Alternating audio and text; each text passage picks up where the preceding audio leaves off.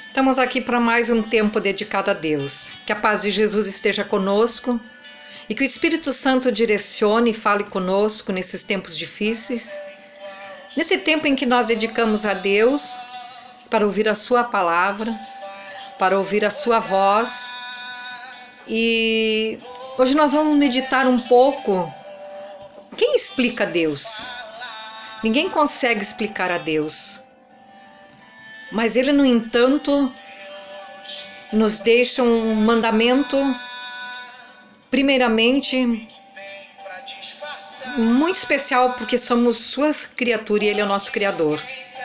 Lá no livro de Marcos, capítulo 12, do versículo 30 e 31, Ele nos fala do primeiro mandamento e do segundo mandamento. Então Ele nos diz que o primeiro mandamento, grande, especial, soberano, é este: amar a Deus sobre todas as coisas.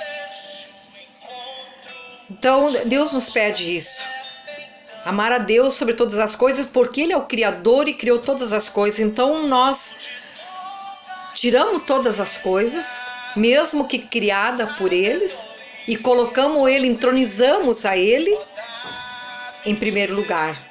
Amar a Ele, ao Criador, sobre todas as coisas.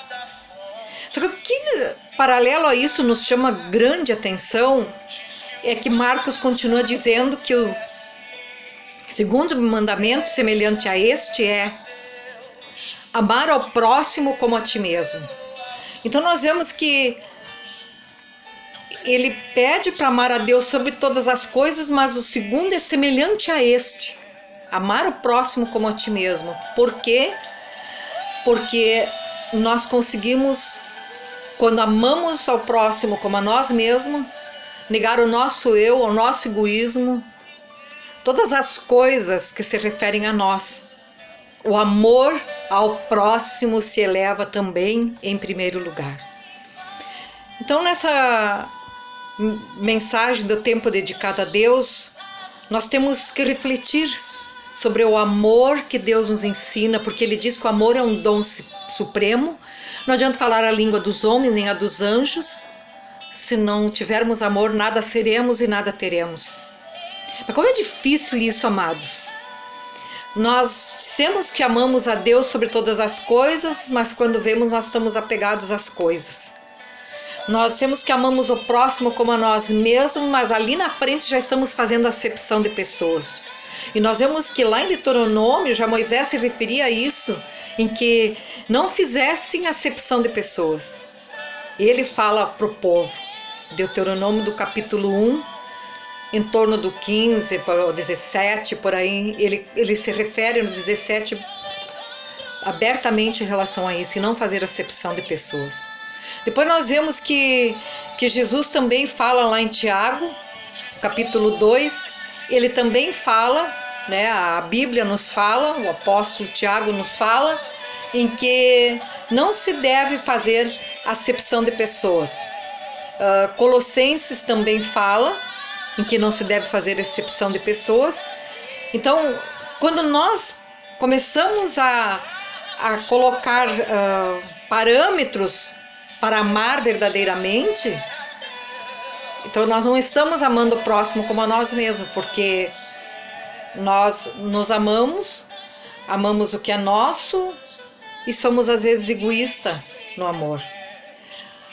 Mas nós vemos que Jesus, quando ele fala lá em Mateus 10, ele chega e diz assim, ó: quem me confessar diante dos homens, eu também o confessarei diante do Pai que está nos céus.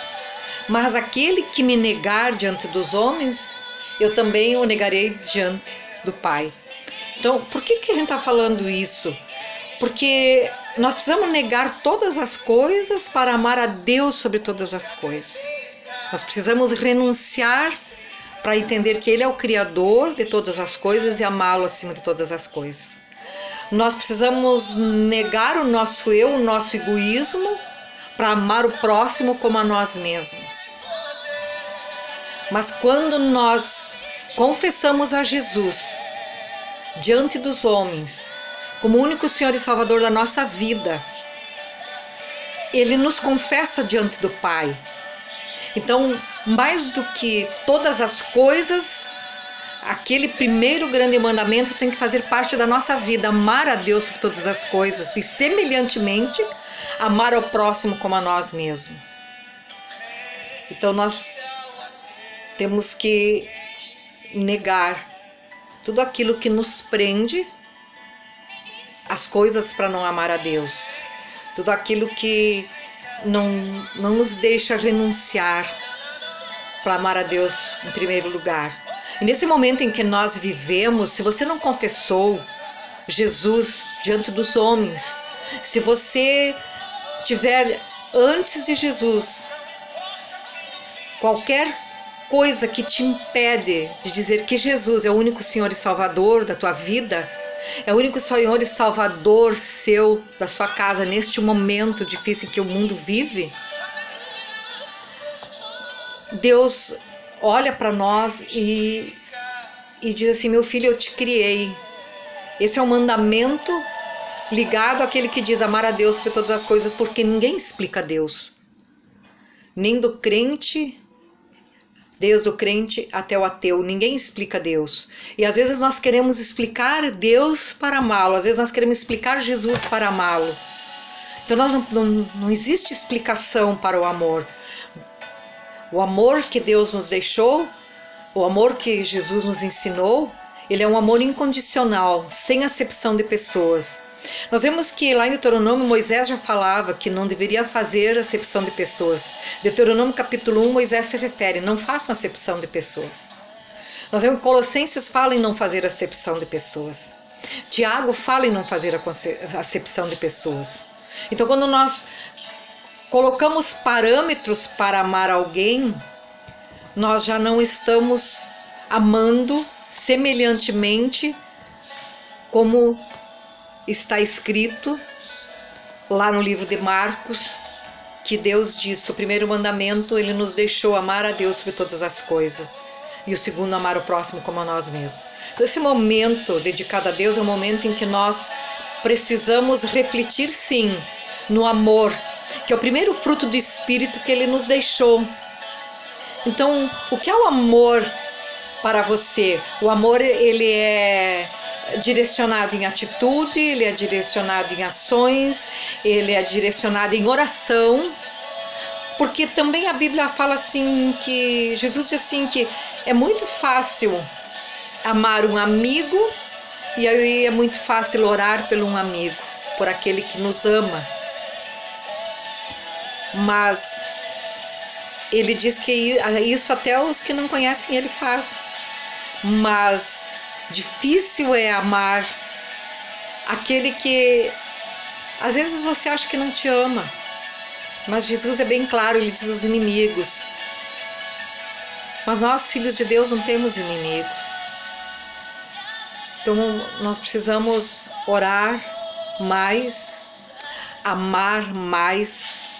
Não exercer um amor fingido, mas um amor supremo, que é o dom supremo de Deus, o primeiro fruto do Espírito, porque se nós temos a Jesus e confessamos Jesus como único Senhor e Salvador da nossa vida, o amor, ele vem em primeiro lugar, é o primeiro fruto que exala do Espírito Santo de Deus que habita em nós. Então, nós precisamos exercer esse amor. E quem ama, ora. Quem ama,